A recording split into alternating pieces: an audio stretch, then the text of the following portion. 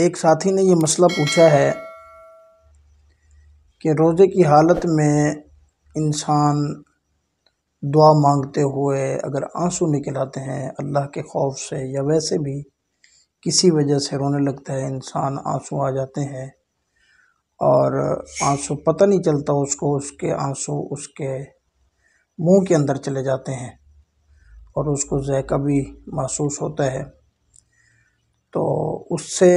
روزے پہ فرق پڑتا ہے یا نہیں پڑتا؟ اس کا جواب یہ ہے کہ اگر آنسو بالکل اتنے ہلکے ہوں کہ خاص ذائقے کا فرق بھی نہ پڑے تو اس سے روزہ نہیں ٹوٹتا، روزے کو کوئی فرق نہیں پڑتا۔ اور اگر آنسو منہ میں اتنا زیادہ جمع ہو جائیں کہ ذائقہ بھی اس کا چینج ہو جائے منہ کا اور وہ ان آنسوؤں کو نگل بھی جائے تو پھر اس سے روزہ ٹوٹ جائے گا۔